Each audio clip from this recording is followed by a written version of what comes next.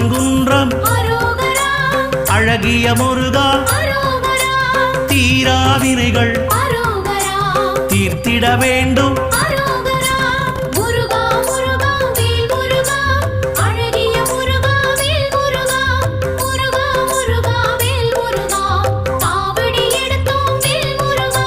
சுவாமி மலையனே ஏரகத்திரைவா அப்பனுக்கு பாடம் சொன்ன ஆறுமுகவேலா